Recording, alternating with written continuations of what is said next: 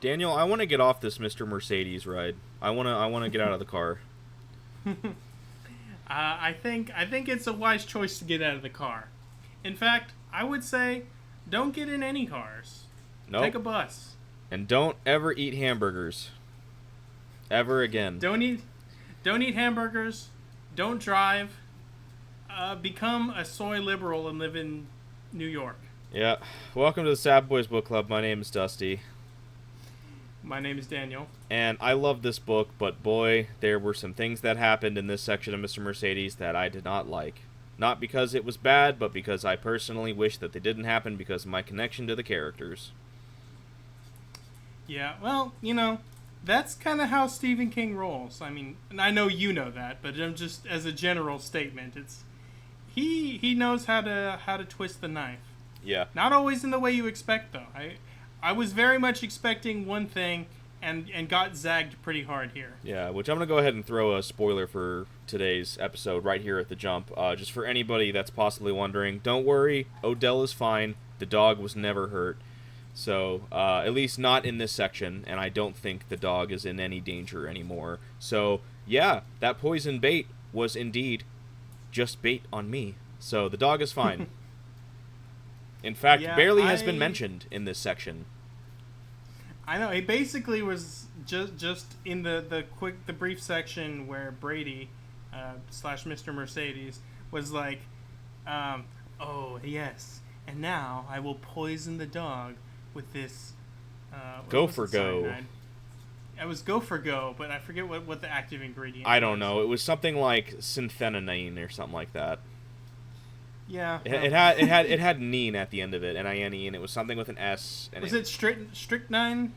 Maybe. I don't know, man. You strychnine. Is that a thing? Is it called strychnine? Was I pronouncing it wrong? I was calling it nine, not nine. I that's just the way I've always heard it. I don't know. It could be strychnine. It doesn't really matter. It's more of a plot device than it is a science textbook. So. And you know what Odell was? He was a red herring. No, yeah. I was gonna make the joke he was a red border collie, but I mean, yes, Okay, yes. I'm sorry, I stepped on your joke there. But you're right. The point of the joke was gonna be he was a red herring, but now there is no joke except for me. So thanks, Daniel. Well, my apologies. I think just to get my thoughts here out at the top here, I am really enjoying this book.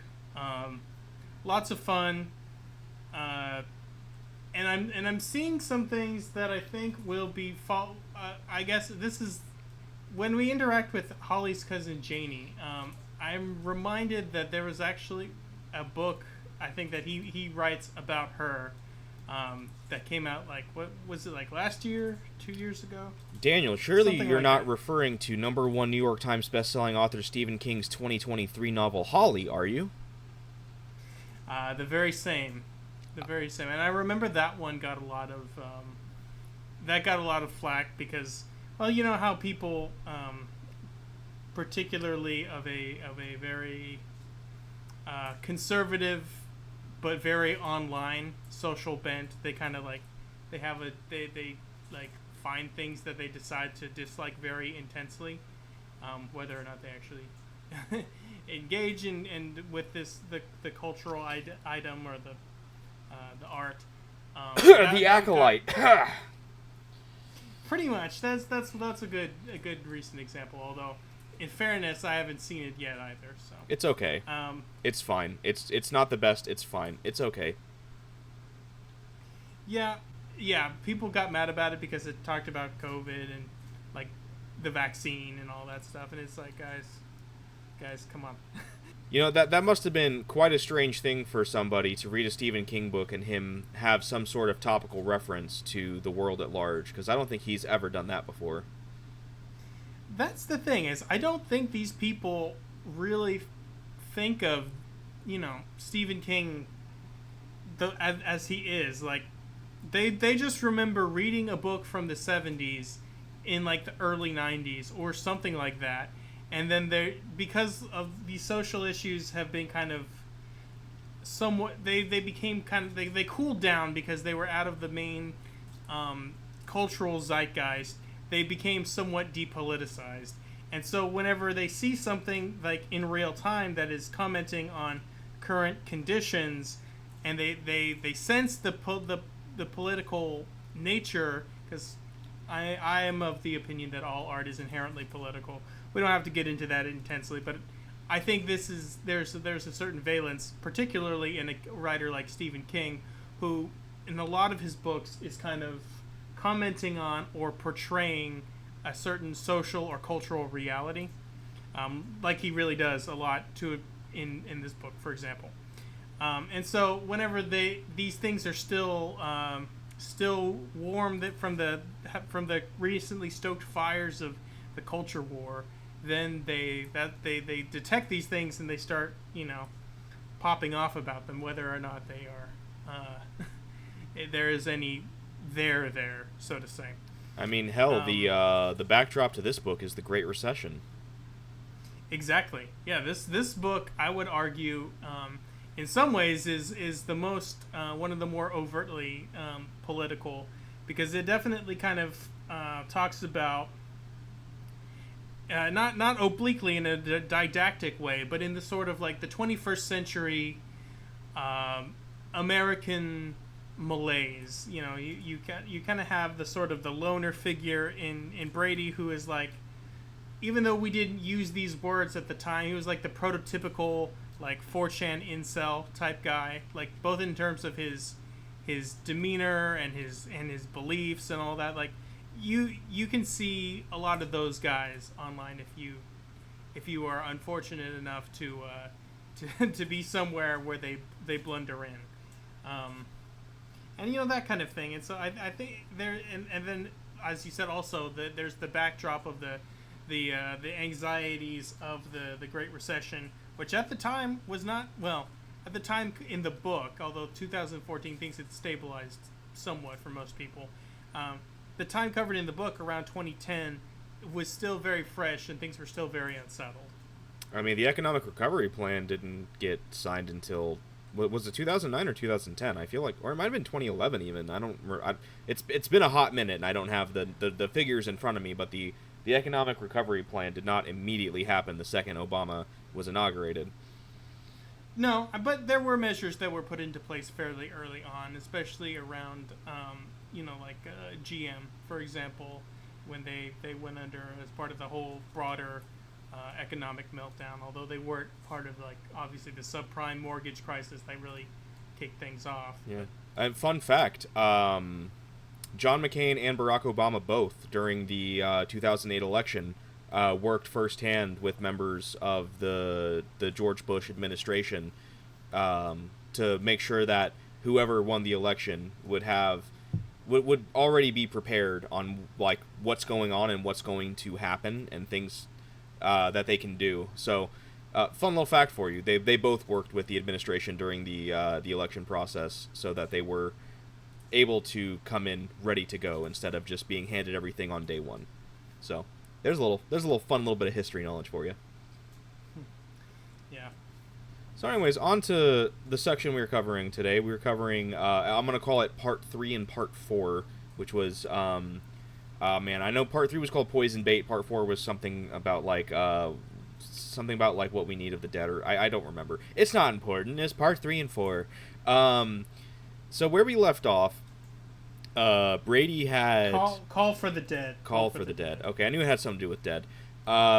Brady had decided that he is going to poison Odell, Jerome's dog, as a way to get at Bill and show him that he is indeed Mr. Mercedes, and how dare he think otherwise with the messages that he has sent him on the Blue Umbrella website, which we know as the readers, through our comfy little spot of being the omniscient reader, that he does know that it's Mr. Mercedes and he's just toying with him. But Brady doesn't know that because he's an idiot. So that's kind of his plan. And how he starts to go about his plan is he orders online to be delivered to ostensibly a P.O. box that he has under a fake identity that he has created, which, by the way, is just so easy to do if you know how to do it and pay the bills.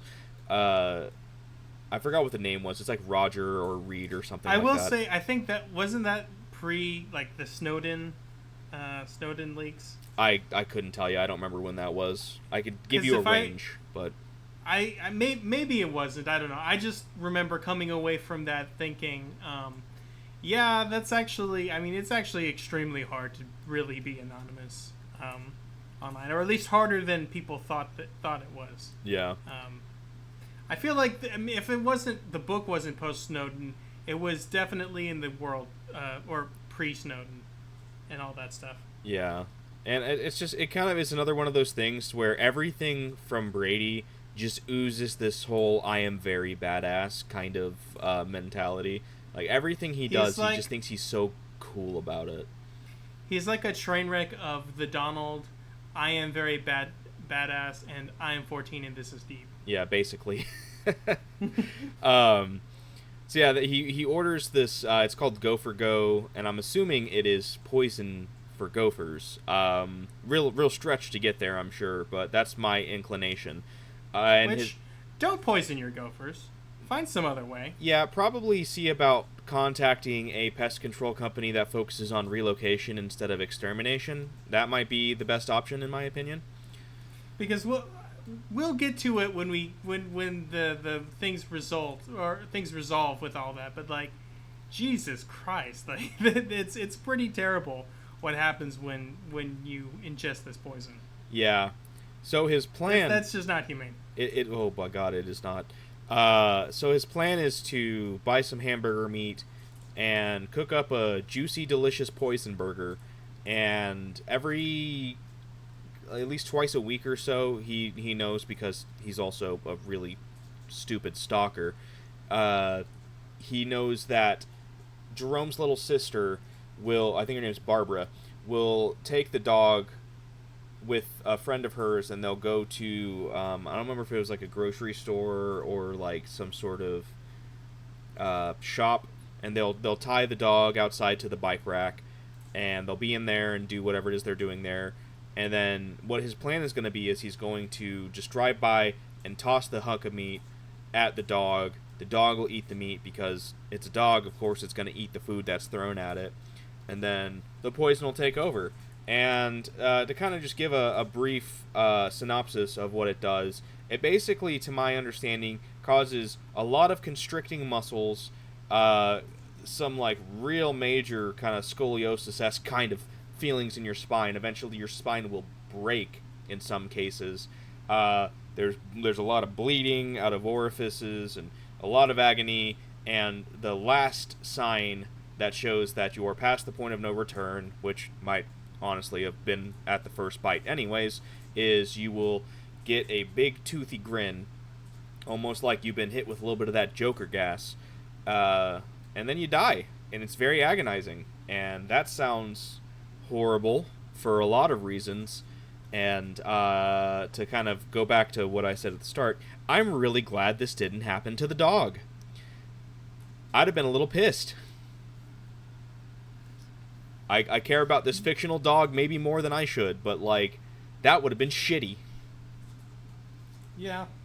This is one of the things, I think people kind of get on to, people, like, overly caring about animals, or that's how they perceive it, but it's just something about, like, the dog Odell, for example, is like a true innocent, They have done nothing. They have done no wrong to anybody. They don't really have the capacity to do wrong.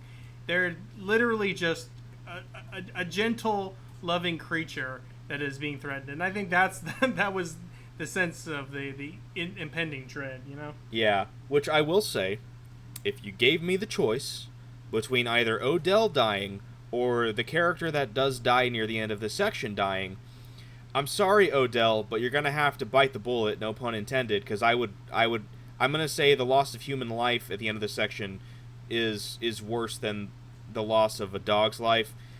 If I'm being perfectly honest here, obviously, I would rather no loss of life, but if it had to be one, I feel like I'm a little more upset at what happened as opposed to the idea of the innocent dog dying. So, yeah, I don't like what happened at the end of this section. It's great. We'll get to It's that. great for the story, but it's bad for my feelings. We'll get to that. Yeah, I'm being a little coy about it right now because I don't want to pull the curtain back too quickly. So that's his plan. So now he's just got to wait. Meanwhile, Bill, he's gotten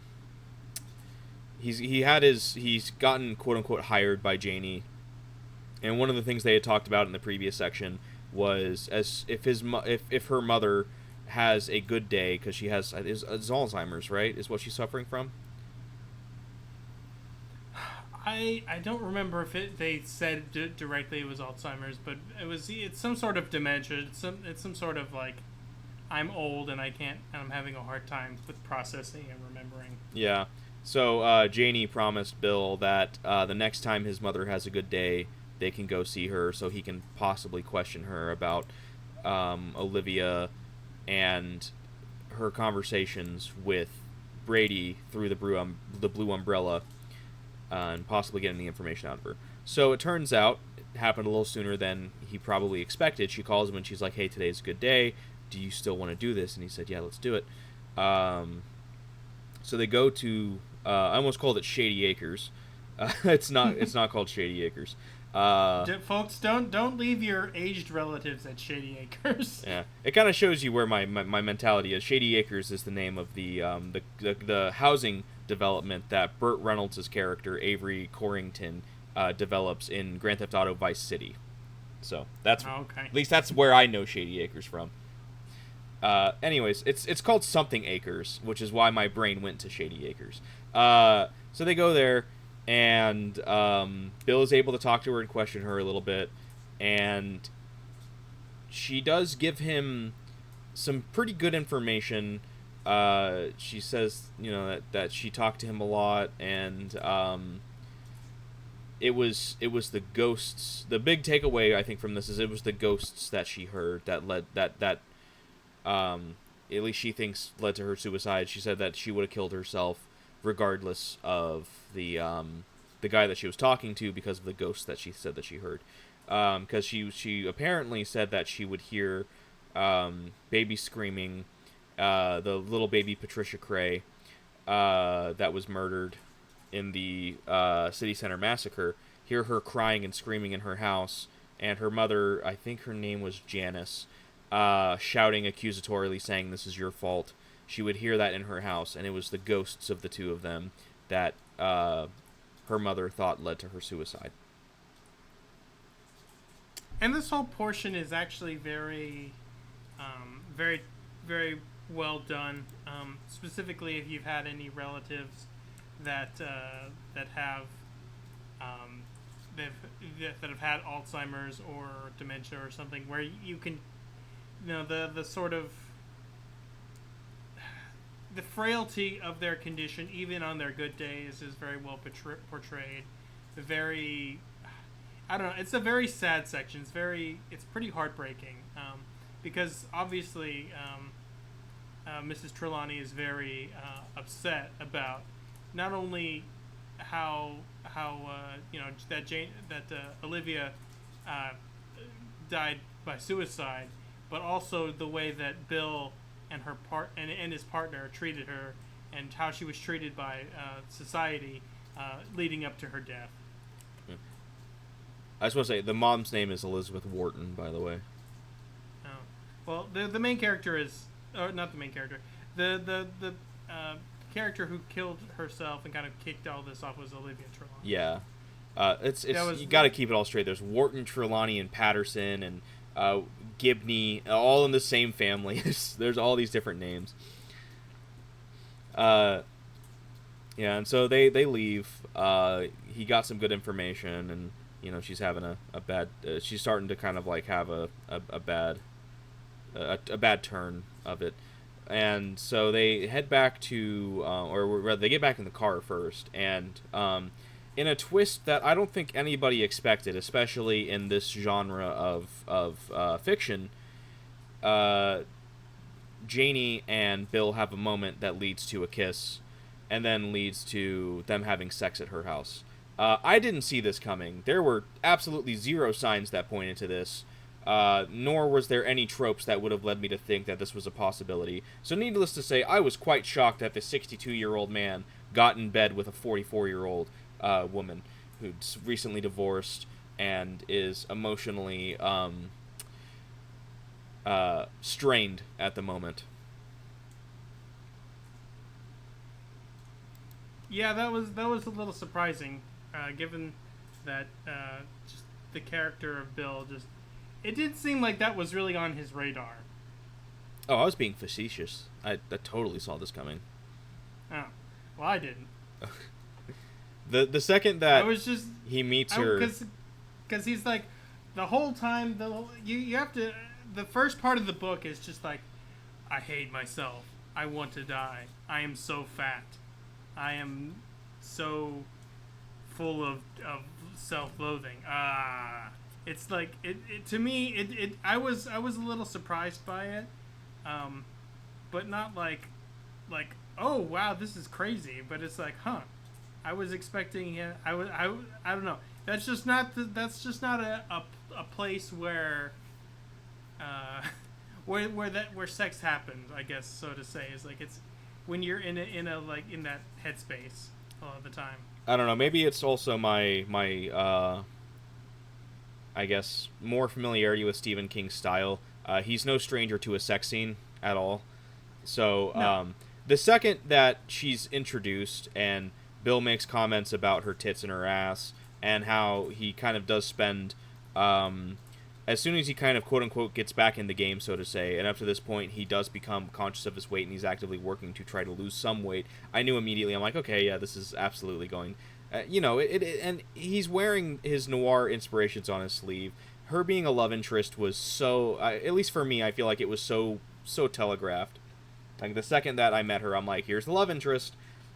And it's not bad writing. This isn't like, oh, it's so predictable, therefore it's bad. It's fine. Like, this is by no means a complaint. It's just... I just, I was so, I guess, in the moment of the book, I guess the background of the book, the kind of construction of it, that I'm like, here's the love interest, let's see when they actually have sex finally, and it was now. But anyways, so yeah, they are at least letting some demons out with each other for now. I think it's way too early to say that it is a relationship. It's more so just a bunch of middle-aged people getting their thing on because they have things in which to get on with each other in a way that they find acceptable. So he did have a plan. He did kind of work up a perfect response to Brady that he wanted to put in motion. And he does it on her computer, right? Like, or does he wait until he goes home to do it? Because he was gonna wait until he got home after going to go see her mom. But then because he stayed the night with Janie, it didn't quite go that way. But anyway, point being is he sends this next message out. Oh god, which message was this? Which one was it? Yeah, because Brady. I think the last message we had, actually, I think I skipped Brady's response to him. Because I think the last message we got was him sending it to Brady saying that, oh, fuck off, asshole. I've seen copycats in my time. And Brady is, like, super angry. Is this when he writes the really, like, just grammatically incorrect and just raging response? Or, no. Yes. No. This is the one where he's just like, How did I know about the bleach in the hairnet then? Huh? Withheld evidence? I dare you to tell me what that is. Balls in your court, fool. Just like kind of... Which is just super childish at that point. And the message that he types back... oh, God. I might have to dig it out of my book to read it, because it's such a great just kind of slap back as well. So, this is really cool. There's a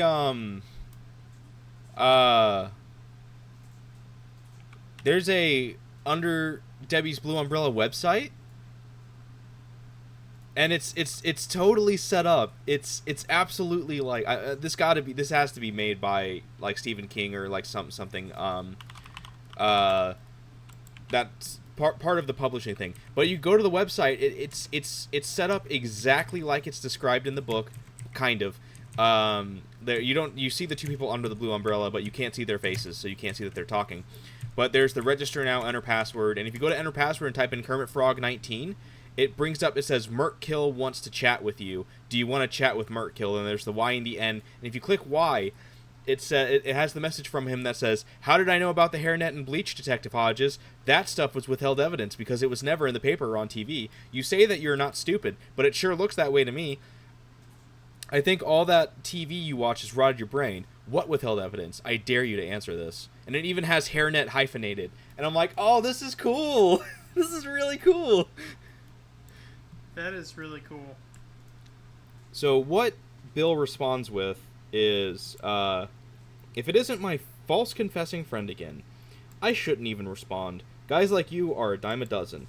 But as you point out, I'm retired, and even talking to a nut is better than Dr. Phil and all those late-night infomercials. Once more, 30-minute OxyClean. One more 30-minute OxyClean ad, and I'll be as crazy as you are. Ha ha ha.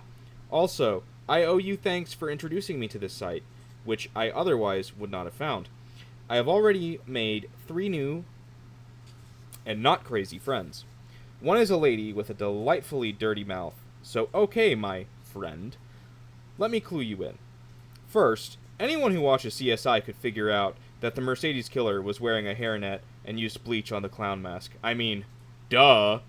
Second, if you were really the guy who stole Miss Trelawney's Mercedes, you would have mentioned the valet key.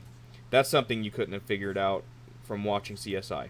So at the risk of repeating myself, duh, followed by a smiley face, which really, really digs the knife in. Third, I hope you're taking notes, I got a call from my old partner today. He caught a bad guy, one who specializes in true confessions. Check the news, my friend, and then guess what else this guy's going to confess to in the next week or so. Have a nice night, and by the way, why don't you go bother someone else with your fantasies? Which, to really quickly, I forgot, because I feel like I was forgetting something before he called Janie and went to the nursing home with to talk to her mom. But yeah, there was the call he got before she called him back to tell him that was he got a call from Phil, his old partner, saying that they found Davis, the guy that one of the guys that he talked about with his luncheon with him, who they were pretty confident had killed his wife. He came in and confessed to it, and he'd also confessed to being the what was it called, the Highway Joe, Turnpike Joe. Turnpike Joe, which was one of the other cases that he had asked about in their luncheon, and it was a dude who had raped and murdered 5 women or something like that across between there and Pennsylvania or something like that, and he was also confessing to that. So what he's alluding to in that was he's trying to goad Brady into thinking that Davis is also has also copped to being Mr. Mercedes, just to kind of goad him on. And that valet key thing is a complete fabrication. It's a bluff. It's something that he made up on the spot to really goad him. And I shouldn't have shut my book because I'm gonna have to turn back to that page to. But that really gets Brady going. He is he takes the bait so bad, and I love it. It's so funny. I will say those are really interesting moments because Hodges to me does not seem like an extraordinary figure in terms of being a detective or whatever, but he is very, very good at these sort of things where he's trying to nail somebody or goad them into giving up more information than they should. Well, I mean, it's even as he says, or he thinks to himself, he didn't get all those commendations from Craigslist. Yeah. And yeah, so Brady sees I don't remember, I think it's on the news, that Donald Davis, he sees the thing with that and Turnpike Joe, and so then he kind of makes the connection, he's like, oh god, and now he's just super pissed off, and his response, he types it out very quickly, because he's very emotional, which is exactly what Bill was trying to get out of him, so great job there, and it's full of a lot of errors. I will do my best to try and vocalize them as I can. You are full of shit, you asshole. Okay, the key wasn't in the ignition, but it was no valet key. It was a spare in the glove compartment, and how unlocked the car is for you to figure out fuckface. Donald Davis did not do this crime. I repeat, Donald Davius did not do this crime. If you tell people he did, I will kill you. Although, it wouldn't be killing much as washed up as you are. Signed, the real Mercedes killer. P.S. Your mother was a whore. She took it up the ass and licked cum out of gutters. Which, that got a great chuckle out of me. Oh my god. What a great childish response. Like, that's something that I feel like I would hear on the playground. I'm just gonna throw this out there. I think it's a good retort to people being like, oh, back in the old days they had respect, and everybody's so dirty now. And it's like, well, I mean, these things are passed down, and I think when you have a writer who's in his 60s writing this kind of stuff, it's like, well, that's, it's pretty clear how, people are people, essentially, Yeah, and I'm just gonna really quickly go through the whole dialogue on the Umbrella website, because this is basically the end of the correspondence there. So I'm gonna go through all of the messages back and forth real quick, and then we can kind of talk about the details in between. But his response is, "Quit dumping on my mother, okay?" Smiley face. "Not her fault you got caught in a bunch of stupid lies. Got a key out of the glove compartment, did you? That's pretty good, since Olivia Trelawney had both of them. The one missing was the valet key. She kept it in a small magnetic box under the rear bumper. The real Mercedes killer must have scoped it. I think I'm done writing to you, dickwad. Your fun quotient is currently hovering around 0, and I have it on good authority that Donald Davis is going to cop to the city center killings. Which leaves you where? Just living your shitty little unexciting life, I guess. One other thing before I close this charming correspondence. You threatened to kill me. That's a felony offense, but guess what? I don't care. Buddy, you are just another chicken shit asshole. The internet is full of them. Want to come to my house? I know you know where I live. And make that threat in person? No, I thought not. Let me close with 2 words so simple even a thud like you should be able to understand them. Go away." Which I think he's playing this masterfully. Yeah, I know that he knows that he's playing a pretty dangerous game, because he's goading a killer who he is aware is trying to make him commit suicide. But I really think that he is just playing this masterfully.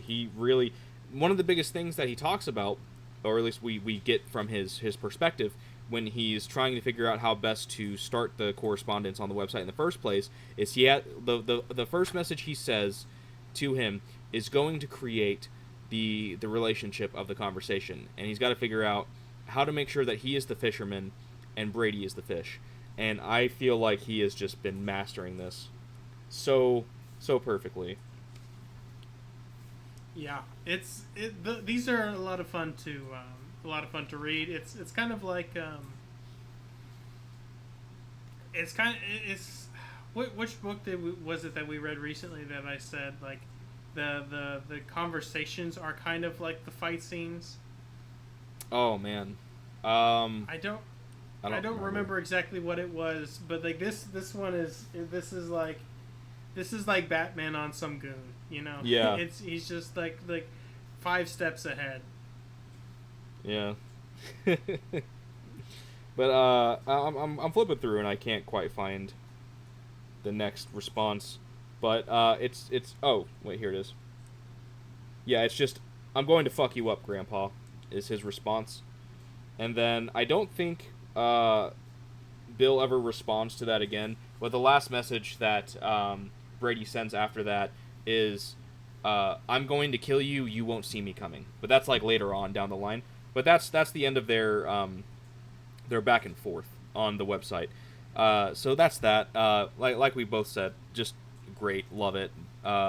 Bill handled that so well, but he is being dangerous with it. But it's what he has to do in order to make Brady careless and slip up and give him an opening to catch him.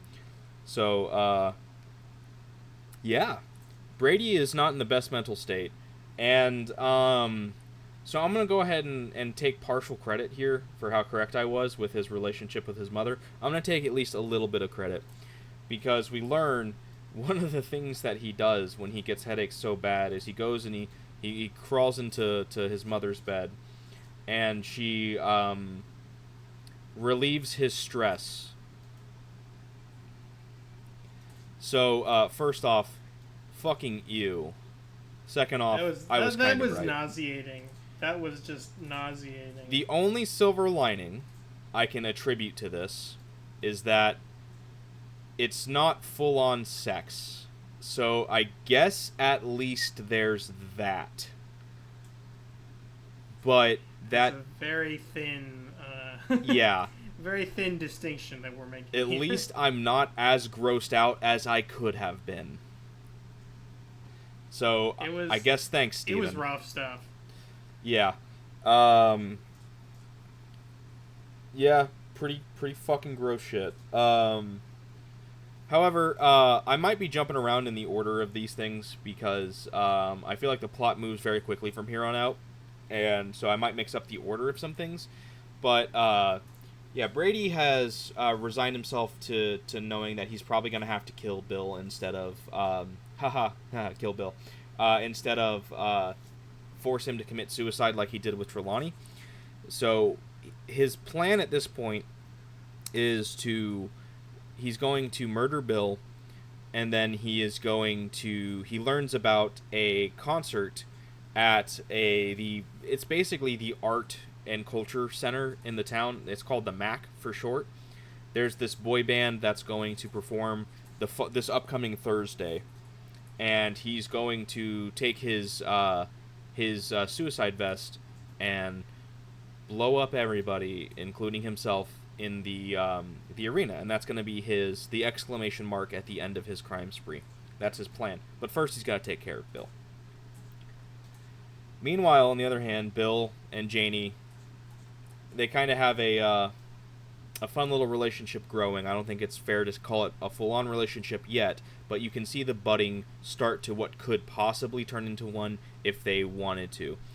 Can I just throw out something here before we get too far? Yeah. With this relationship, the way when she teases him for saying, "Yeah," it irks me so much. It was just like, yeah, it's a normal thing to say.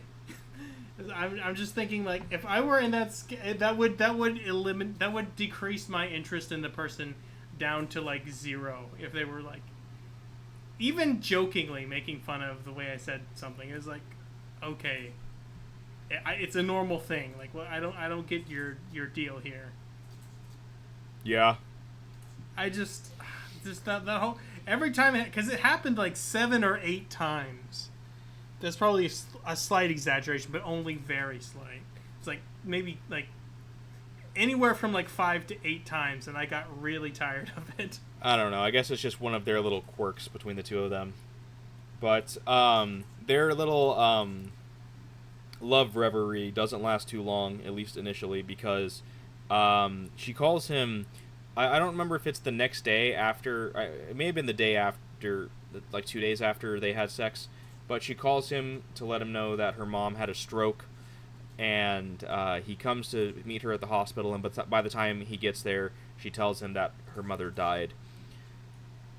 And he asks her, was I part of the reason for it? Do you think I might have been one of the causes for the stroke? And she said, it's, probably, but if I could do it, if I could go back, I'd do it all again, because she lived a full life. My sister didn't, and this helped us get one step closer to catching the fucker that killed her. So, that was a little surprising to me. It was a little cold-blooded. I mean, I think it was actually a little cold-blooded, but it wasn't. I can see where she's coming from, but man, she was just like, yeah, but That was kind of what the response was. Which, let's not twist it here. She's extremely upset that her mom died, and she is. I think this is her trying to rationalize her grief a little bit, because everybody handles grief differently, and I think this is her initial response to it. Her trying to, I guess, try to cope with it. So I think that's a very fair-minded way to look at it. I think you're probably right. She does. As it goes on, she does seem a little bit more upset about the way this all turned out. But I think in that moment, she's more focused on the mission to investigate her sister's. I'm just gonna call it her sister's killing, even though she did technically commit suicide. I mean, she did the deed herself, but Brady is the one that pushed her to it. So while it was a self-inflicted death, I would say it's okay to say that Brady had a hand in her death as well. So much so that you could maybe call it you could get away with calling it a killing and maybe even a murder too, even though she is the one that did it herself. I mean, hey, Charles Manson didn't pull the trigger, but he's responsible for the murders. That's not a bad way to look at it. There's on all the RICO cases. That's essentially what a lot of them are built on. Yeah, I would argue that Olivia Trelawney is just as much a victim of Brady Hartfield as the Patricia, for example. Yeah, as the people that were murdered in the City Center massacre. So yeah, but yeah, Janie is very much grieving. She is very upset by this. I mean, it's her mother. I mean, she's upset. So don't take this as her being completely cold-blooded. But what this means is that now she's got to deal with. I don't mean to just derail us and keep going, but pragmatic. I just thought of it. She's being very pragmatic. Yeah, and I think she's also trying to keep Bill from feeling guilty about her mom's death as well. Yeah. But with this comes, another stress that Janie has to deal with. So Bill takes over for a lot of the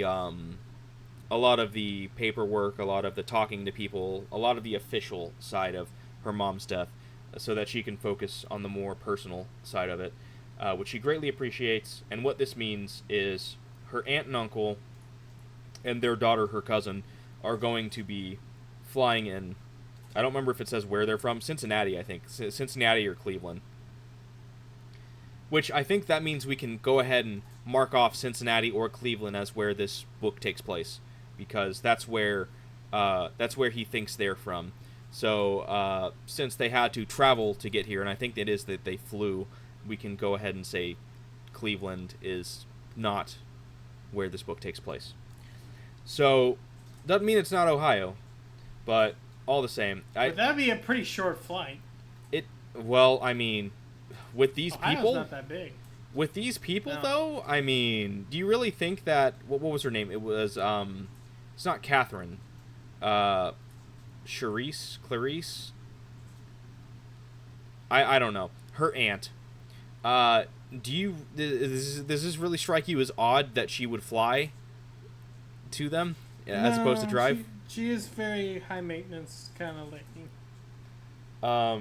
I forgot her name and her husband's name. I feel like they're not really that important of characters, all things considered. The more important character of this trio is their daughter, Janie's cousin Holly, who is similar to Holly's age. I'm sorry, similar to Janie's age, rather. Well,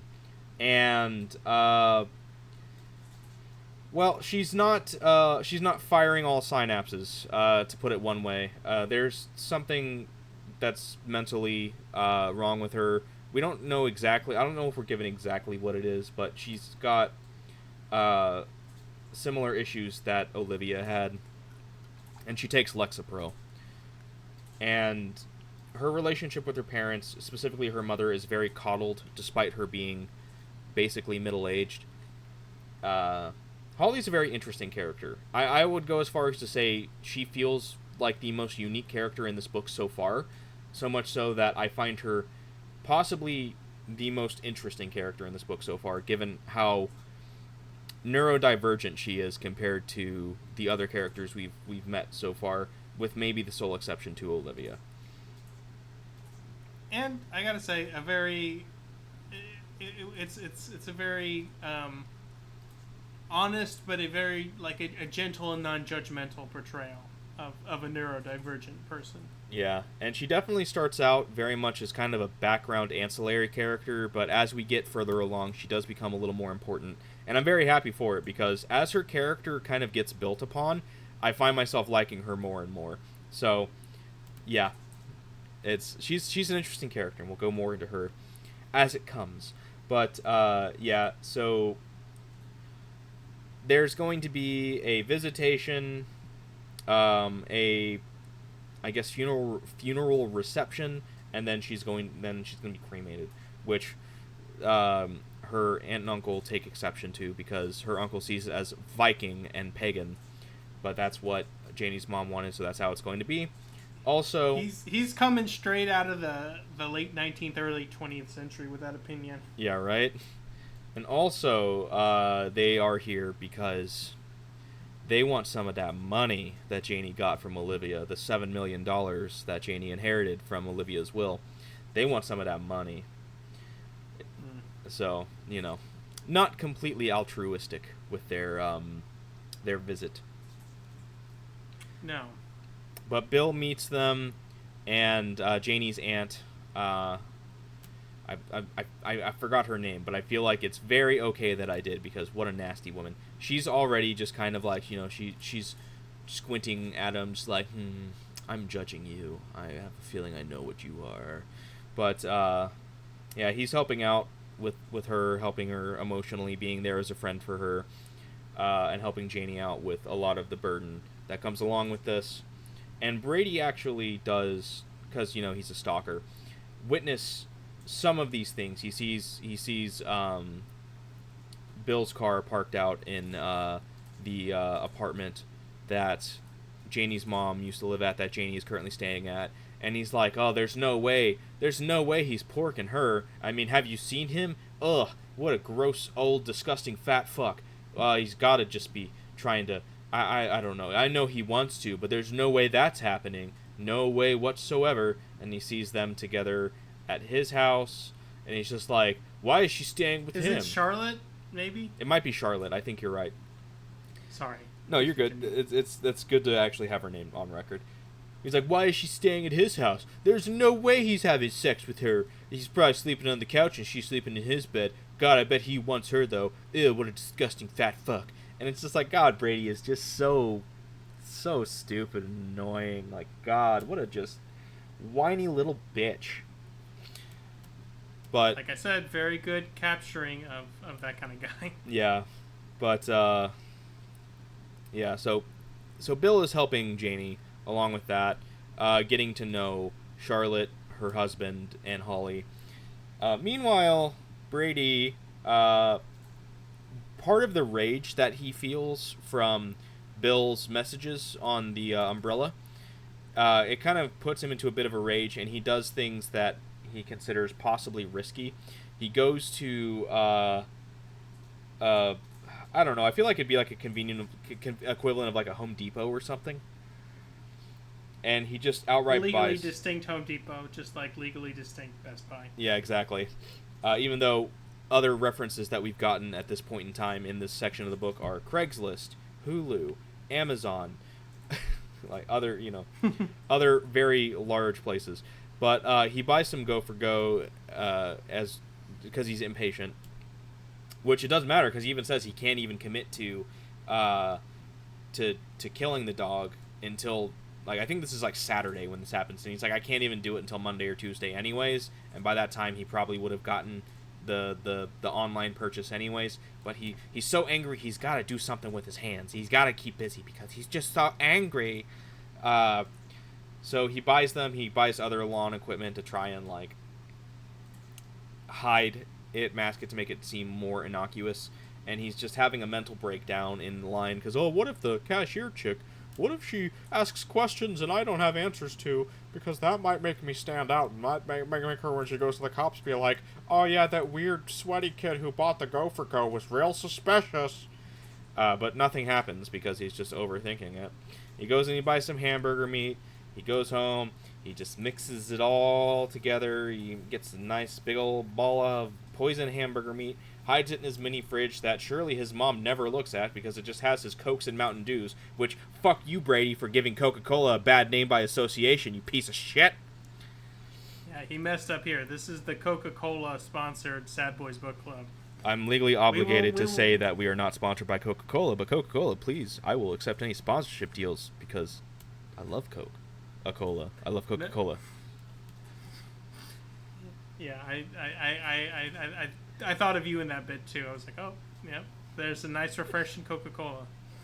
I will shill for Coca-Cola every day of the week because they make a delicious, unhealthy product that I guzzle down more than I should, but it's delicious and refreshing. Anyways, once again, we are not sponsored by Coca-Cola. I just like it a lot. It's my go-to soda drink. Daniel, what is your go-to soda drink? So that I don't sound so shilly. I don't know. Probably Dr. Pepper, because that's usually when you go places they have that. But I honestly, if I had to pick one, I would say probably like Canada Dry, some Canada Dry ginger ale. That's probably my favorite.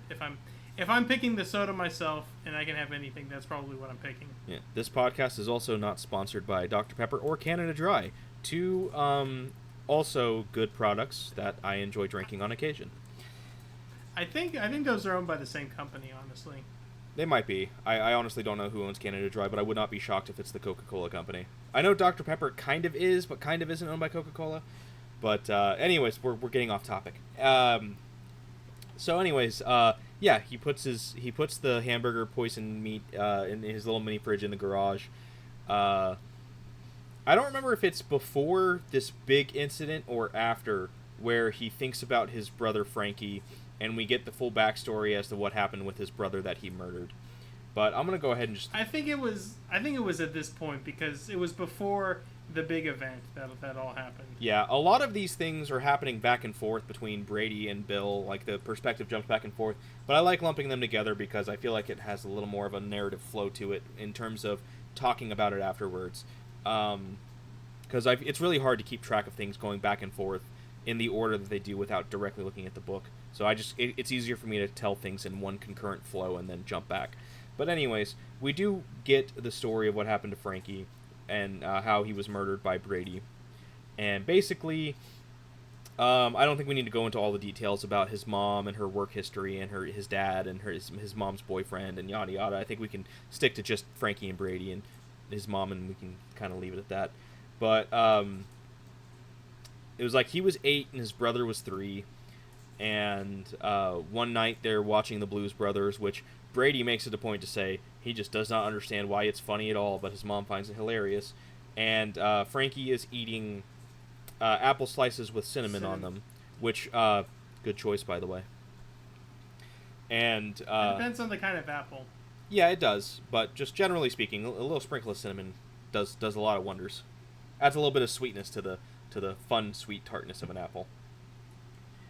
But Frankie laughs at a scene in the Blues Brothers, and it causes him to inhale the apple, and it gets lodged in his windpipe, which causes him to start to choke. Brady's mom tries to get the apple out as much as she can. She's unsuccessful and possibly lodged it deeper in his throat, trying to get it out. And she calls she calls 911, calls for an ambulance. The EMTs get there, and they take him away with Brady's mom, and it turns out they had to perform an emergency tracheotomy to get it out, and Frankie falls into a coma, and his mother tells Brady that he's not going to be okay possibly, and if he wakes up, he's probably going to have brain damage due to how long he stopped breathing before he was able to be resuscitated. So he ends up waking up. Turns out he does indeed have brain damage. He basically mentally goes back to being ostensibly like the infant toddler stage. He has to wear diapers. He has to drink through a sippy cup. He can't have any solids. His breath at best is a wheeze. And as far as Brady and his mom is concerned, he ostensibly becomes a massive burden. And that leads to Brady and his mother both physically and emotionally abusing Frankie, which is just horrific. Just a very, very sad part of the book to read. Yeah. And there's a lot of signs of Brady's mom being an abusive woman even before the incident happens with Frankie, but it just kind of cascades from there. There's a lot of sexual... Well, not a lot of. There are signs of the start of sexual abuse as well with his mother around this time. But the kind of cascading moment that leads to his death is Brady leaves the basement door open because he has a full hand of toilet paper and he's not able to shut it. His mom is in the kitchen making pancakes. She decides that she doesn't want to shut the door either, and he notices that Frankie, who's playing with his favorite toy, fire truck that he calls Sammy, he just keeps getting closer and closer to the basement door until eventually Brady kicks Sammy down the stairs. And he's like, oh no, Sammy fell down the stairs. Or no, his mother kicks it down. No, his mother kicks the fire truck down the stairs, and she's like, oh no, Sammy fell down the stairs. And she tells Brady to turn on the light so that he can see Sammy. And Frankie is distressed by this because his toy has just been violently kicked from him and is now down at the bottom of stairs that he is probably scared of, to say the least. And Brady because also he can't walk well. Yeah, he walks with a limp. Yeah. And so Brady thinks he sees his mom give him an almost perceptible nod, and he proceeds to kick Frankie from behind, who falls down the stairs, breaks his neck, and his mom proceeds to grab a pillow and smother him to finish the job. Very awful shit, to be blunt about it. It was, oh my gosh, it was heartbreaking. I just, as a parent, could not even begin to imagine doing that to your child.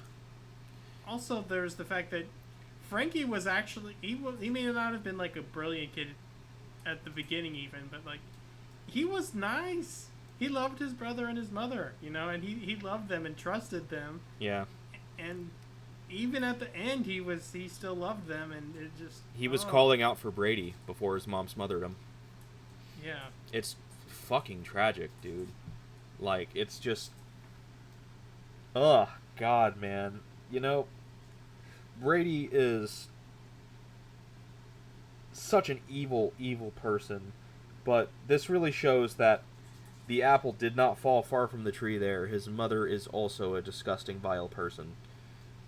Which, the most we had been shown at this point was that she was an alcoholic with a penchant for incestuous sexual abuse, which none of those things are good. Let's not pretend that they are. But this just kind of adds another shit layer to the shit cake that is his mom. Yeah. Murdering your own child is another level. Yeah. And so, from here, let's move on to one of the biggest inciting incidences for Brady at this point in time, at least in the current modern day. He comes home from work, getting some delicious Long John Silver. That was funny to me because I don't think I've seen anybody have Long John Silver since like 2010. Which, am I crazy? Am I crazy? It's called Long John Silver, right? Not Long John Silvers? I'm gonna Google this. I think it's called Long John Silver, but people colloquially call it Long John Silvers. No, it is Long John Silvers. I could have sworn it was just called Long John Silver. Actually, this is fake, and we transformed into a parallel dimension, and the Berenstain Bears and Nelson Mandela. I was about to say, is this going to be my Berenstain Bears situation? I could have sworn it was called Long John Silver, and people called it Long John Silvers as kind of just like a colloquialism or something. I guess not. Either way, yeah, I just thought it was so funny. He's like, "Oh, my mom loves Long John Silvers," and I'm just like, okay. Who likes that place? That's like one of the worst places. Yeah, you know, if there's one thing I don't really trust too much, it's fast food fish. Though I will say, the McDonald's Filet-O-Fish is, like, I guess passable in terms of fast food fish, but I feel like that's the nicest thing I'll say about it. I've had one, well, I've had a bite of one recently because my wife got it somewhat recently, and it tastes like exactly what you would expect it to taste like. That doesn't sound very appealing. If I had nothing else to eat, I'd eat one, but if you gave me a list of literally anything else on the McDonald's menu, I would get probably anything else on the McDonald's menu. Except for maybe the McRib. But anyways, so he brings home some delicious fast food, some fast food fish, which I am shameless enough to admit, Long John Silver's, if you want to sponsor this podcast, I ain't gonna say no. I'll go and buy some food and I'll eat it, and I'll probably give you a good enough review. I'll probably be a little dishonest, but I won't say no to a sponsorship. Just saying. And he hears some very disquieting noises coming from the living room, and he goes and he sees on the stove some kind of crumbling hamburger meat, and he's like, "Oh dear God!" And he goes and he sees a half-used clump of hamburger meat sitting in a plastic bag, and he's like, "Oh God!"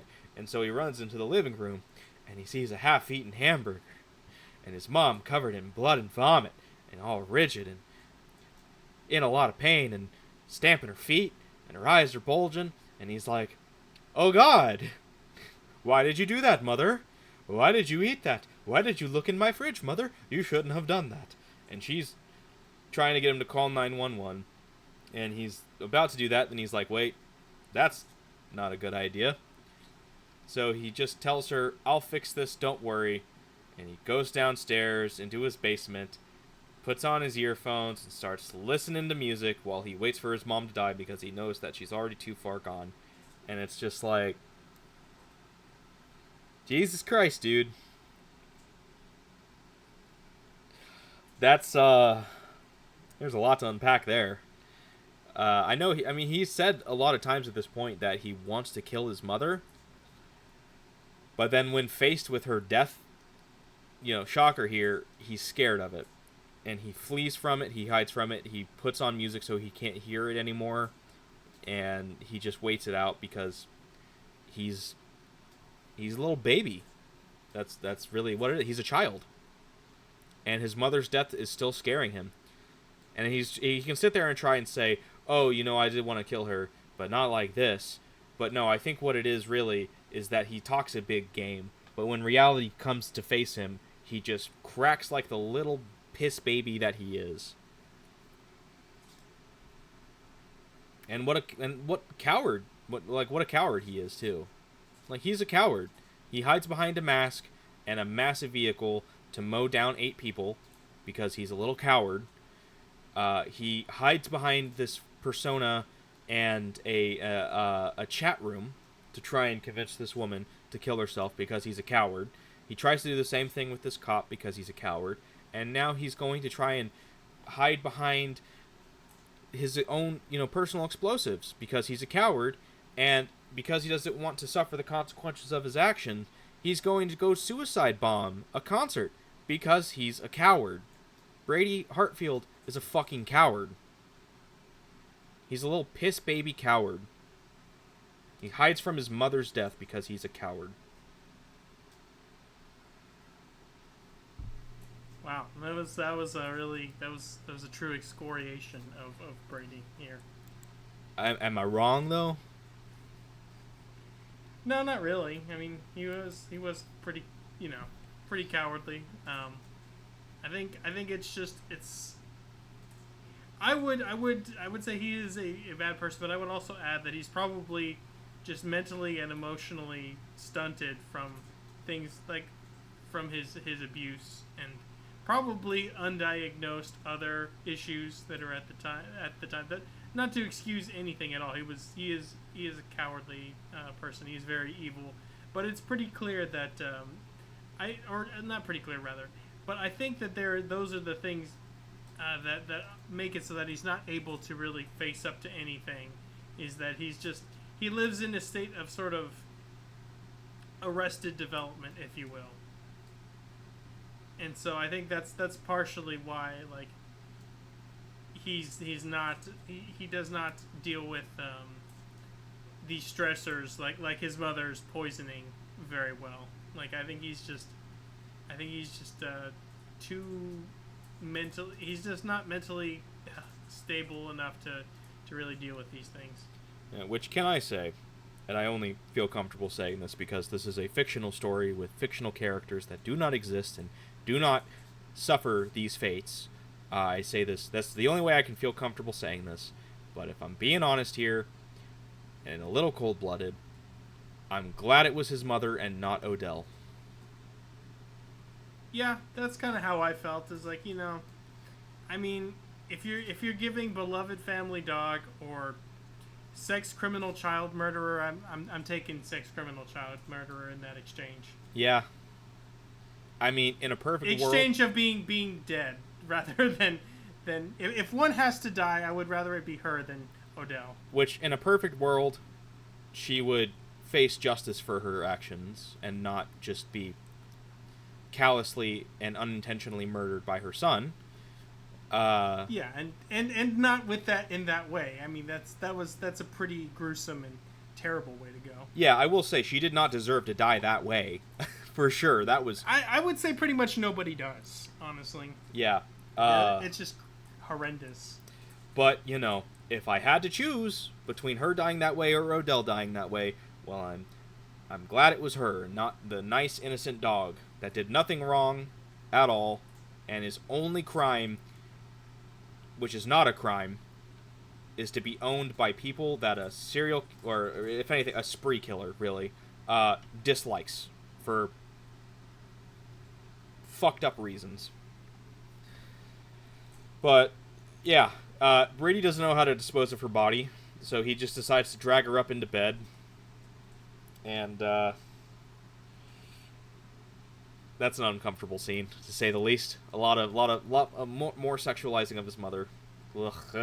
Ah! I feel like I gotta go wash my brain with soap after this section. Yeah. And it just the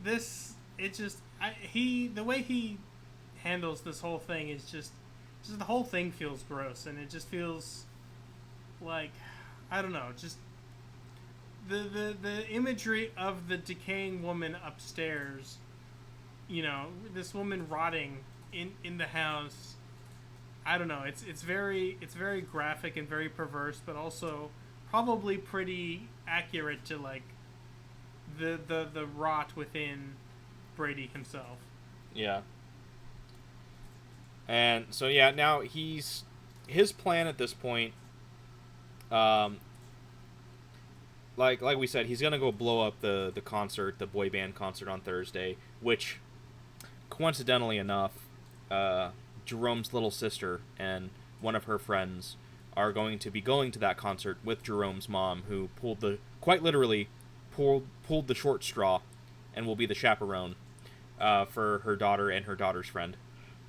So they're going to be there, which adds some personal tension for us, because we have a direct personal connection to the fate of people in this concert outside of just the general human empathy that we feel for all of the unnamed masses. We now have a personal stake with Jerome's little sister. We don't know how his plan has changed, though, because originally he was going to wear the vest and just detonate, but he sees something at the convention center that causes him to possibly change his plans. We don't know why, but he has deconstructed the vest, and he is going to do something different that I imagine, as he sees it, is going to be much more destructive. I don't know if he still plans to be one of the casualties or not. I guess we'll see in the final part here. Yeah, when he deconstructed the vest, for some reason I was like, did I miss a part where he changed his plan? But it just, there's a couple of times when this happens where something is said or alluded to, and then the book just moves on without clarifying, and then it comes into relief later what's going on. Yeah, for everything we know as the audience, this is something that King intentionally has Brady play close to the chest, so that we can have our Act 3 reveal, I'm sure, as to what it is this is going to be, so it can be even more shocking when it happens. But his plan for Bill is he is going to do a classic mafia car bomb. Take some of his plastic explosives, put it in a shoebox, use Thing 2, as he so creatively calls it, the thing that allowed him to, it's called, I forgot what they call, what Jerome... PKE. Yeah, the PKE is the signal that key fobs give to unlock and lock cars, but I forgot what the term is that Jerome tells Bill. They call it for people that hijack the signal, and that's what Thing 2 is, and that's how he was able to get inside the Mercedes. So he's going to use that on Bill's car, plant the explosive, and detonate it as he is leaving the the funeral reception for Janie's mom. So that's his plan as of now. Meanwhile, Bill is getting friendly with Janie more. They're having a couple of late night rendezvous at each other's places. Bill has brought Jerome in on this as well. He has Janie and Jerome meet him at the same restaurant that he had lunch with Phil at in the first part we covered. And he gets them both kind of up to speed, giving them just all the information that they need to know. And the plan is, after Janie's family, her aunt, uncle, and cousin, leave that Thursday, which is also the day of the concert, by the way, Bill and Jerome are going to go onto Olivia's computer and see if they can't find any information that might help identify who Brady is. So that's kind of the tentative plan at this point. He has all the information that he needs, the gate code, the security code, to get into her house, and so him and Jerome can do that. Meanwhile, he's also building a bit of a relationship with Holly. At first, he kind of judges her similarly to how he judges Olivia, and kind of realizes that's not really fair to her. And he talks to her a little bit, especially because she's scared of seeing a dead body because of the nightmares it might give her. And they have a nice little moment outside during the viewing, and it kind of creates this nice relationship where Holly starts to like and trust Bill as well. So that will come into play here in a bit. So now it's the day of the reception. They're all inside doing their whatever it is you do at those, at that one in particular. Brady is able to sneak in and plant the shoebox in under the front seat of Bill's car, and just kind of walks away. He's gonna be posted up in a I think it's like a parking garage across the street or something like that. Or no, that was when he got the signal, actually, I think. He's just gonna be posted somewhere away and wait for the car to drive down the street a little bit, so he's not gonna be at risk of any debris. Meanwhile, they're at the reception, and Holly is really out of it. She's very, probably lethargic might be a good way to put it. And she asks Bill if she can ride with him and Janie on the way back to the house in Sugar Heights or whatever.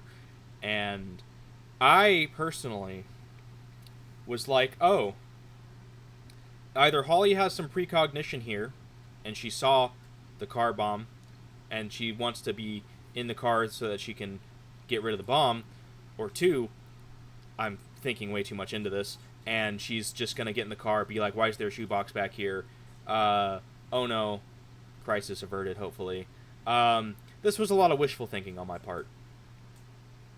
Holly's parents, her mom specifically, is an asshole, which is not news at this point. And she's basically just like, no, no, you're staying with me. How dare you suggest such a thing? So Janie's just like, hey, Bill, why don't you just ride with them, and I'll take your car?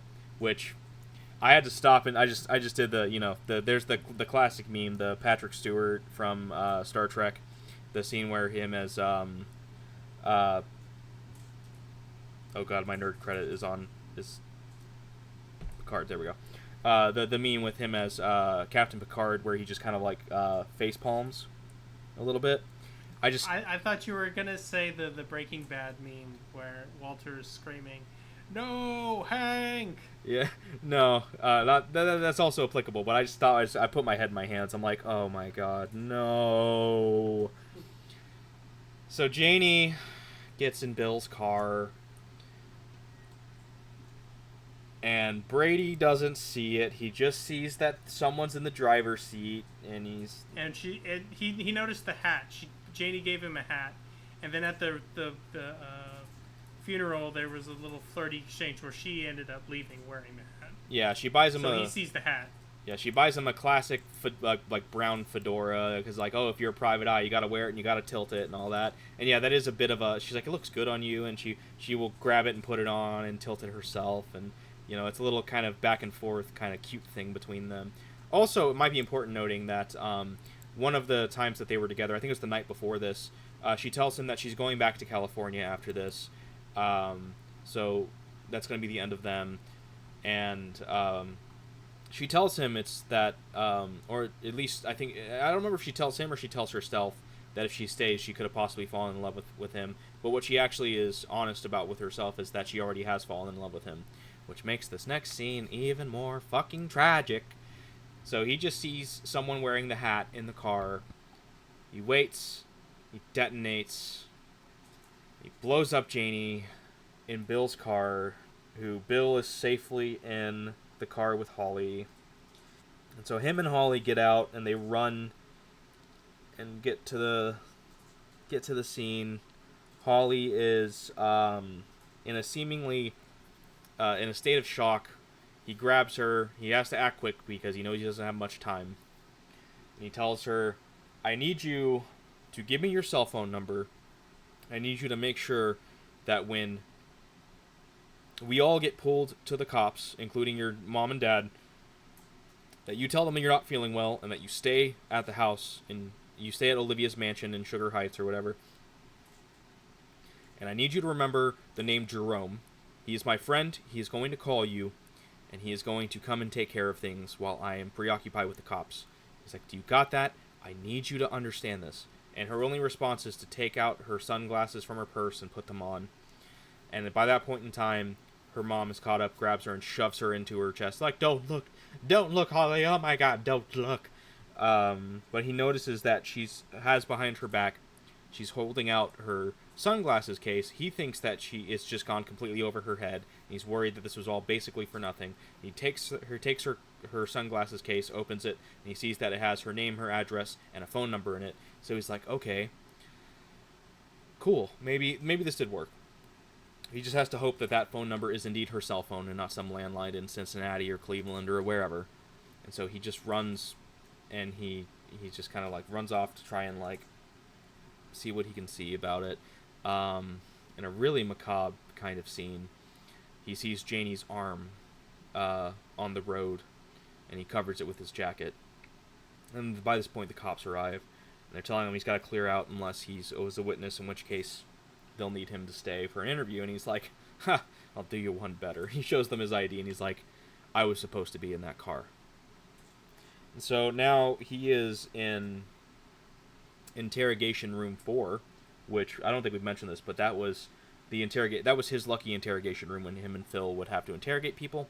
So now he's on the other side of the table, and he's being, let's be real here, he's being interrogated by Phil and his new partner. I think her name's Isabel, which this is our first time actually meeting her.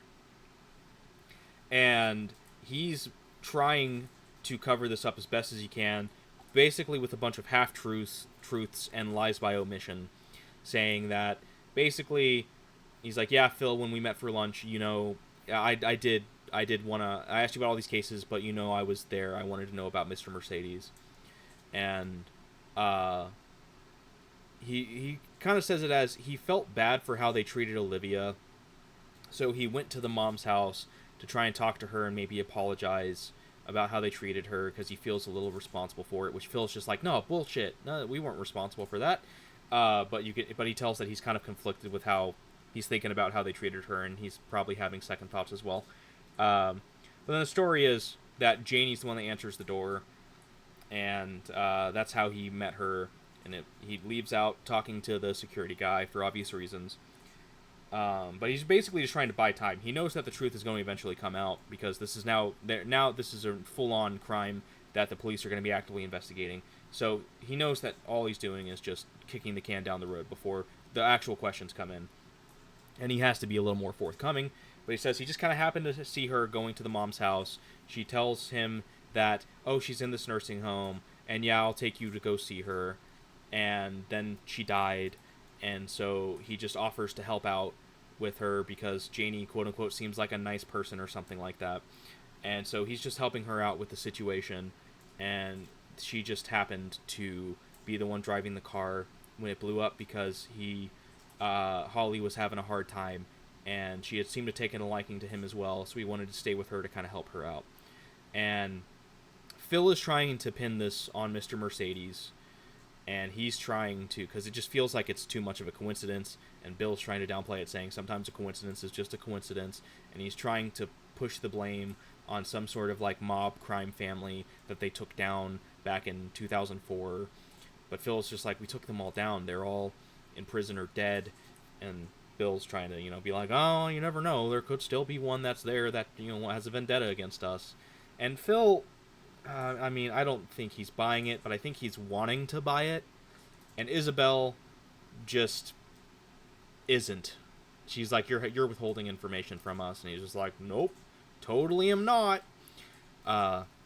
So they let him go. There's nothing much really. They get all the information that they're going to get. And he's like, I just need to get home and got to rest and collect my thoughts on all of this.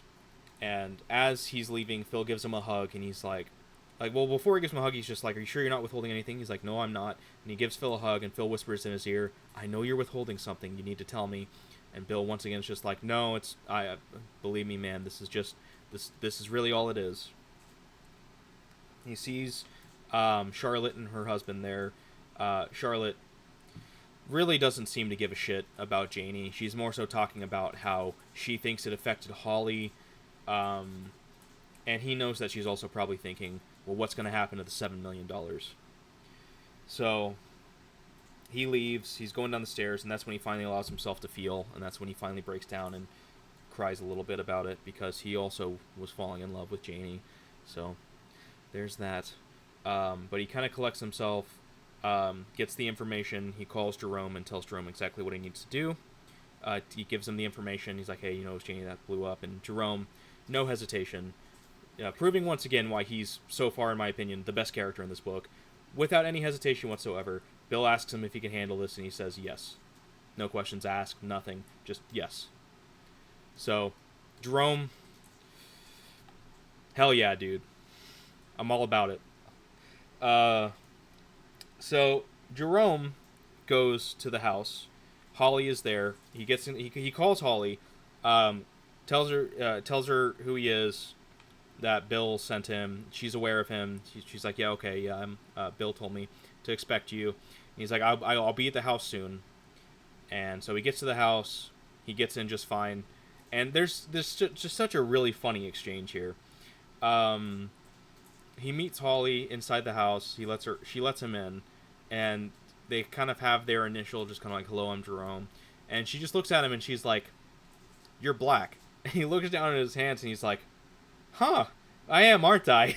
And she's like, it's okay that you're black. I think it's just kind of one of those, like, it's part of her, maybe there's a little bit of autism that she has, maybe. I'm not certain. This is just conjecture on my part. And that might be a little bit of that lack of filter, to where she's not saying it judgmentally. She's just stating the obvious. Just kind of like this is what you are. And he just kind of jokingly plays with it. And she's just like, I'm sorry, it's not a problem. I'm just making the observation, I guess. So it's a very funny exchange. It's not meant to be played as a prejudice thing or anything. Just a very funny little kind of back and forth. And Jerome takes it in stride. And, he kind of laughs it off. And she takes him to the computer. And he's trying to find anything that might point to why she might be... Because the theory that Bill has is that Brady put the sound... the sounds on her computer that she heard of the baby and the woman crying and accusing her, and that's why those are the quote-unquote ghosts that she's hearing. So Jerome is looking through, trying to find any potential files. Holly comes over and she's giving suggestions, and Holly ends up leading him to where they end up finding a sound file that they play, and it's horrific. It's a baby crying, and it's exactly what it sounds like. It's a woman blaming, screaming, saying, you did this, and the baby crying, and it loops 3 times before it turns off, and that scares the both of them. They're like, oh my god, I didn't expect that. But the really fun thing here is, Jerome's trying to find the things, and Holly kind of takes the lead here, shows that she has a little bit of experience with computers and technology as well. And the two of them are working through trying to figure out how he would have gotten the files on here. And they both come to the conclusion that it must have been her IT guy that must have done this. However, they don't have anything that will point to who her IT guy is or where he might have worked. And, obviously we know who and where and how and why. But for them... they've been able to narrow it down to where they know that the Mercedes killer is somebody that works as an IT guy at some sort of tech company, but that narrows it down only so much. There's dozens of tech shops that have people that go out and do service calls. So without any more information, that's really the kind of the best that they got. And so they relay all this information to Bill, and he he thanks them for it, and he's like, okay, you got to get out of there before her parents get back, because you definitely don't want to be seen, as he puts it, canoodling on the computer with her, which I feel like is just such a very funny way to word that. But Bill, at this point, he's trying to kind of deal with the grief of losing Janie, and he's just, but he's trying to keep his thoughts straight and not think about her too much, and try to focus on the case before he can allow himself to grieve. And in the middle of the night, he gets up and kind of has a bit of an epiphany on what I can only assume will be the next step on how he's going to hopefully narrow down who Brady is and what tech company he works for. But as he goes back to sleep, he dreams about Janie. And that is the end of this section. Man, we only got the final part 5, and then the epilogue left. And we'll cover that next week. But that's it for this section of Mr. Mercedes. I don't know if I want to say a bit of a tougher section, because that prologue, at least for me personally, with a baby being one of the victims, that kind of hits a little hard for me personally.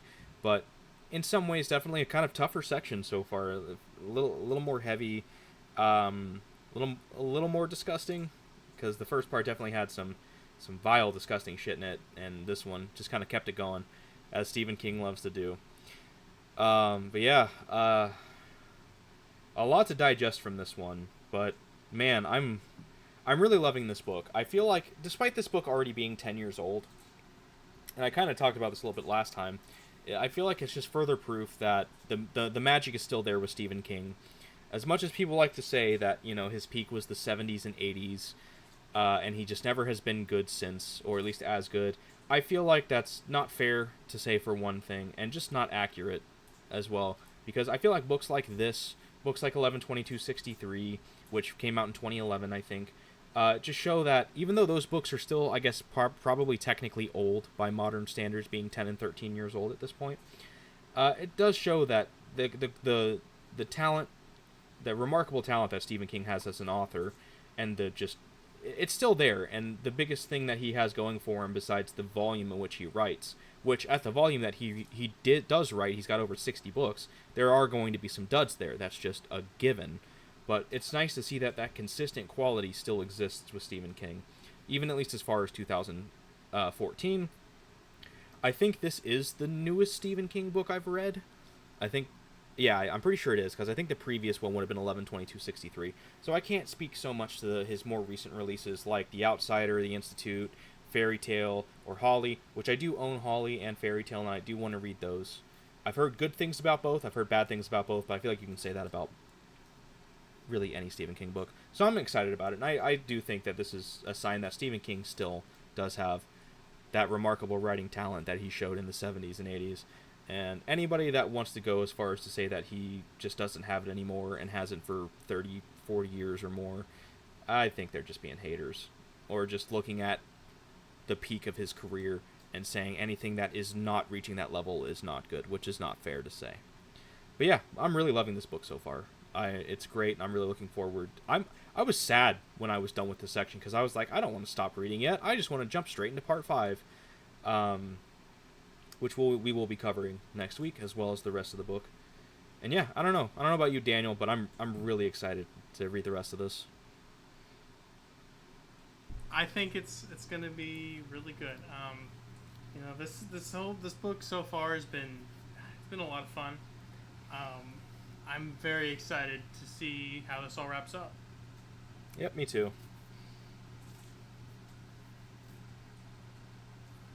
And I guess with that, it's another episode of the Sad Boys Book Club. I'm Daniel, I'm Dusty. and we'll see you next week. All right, take care.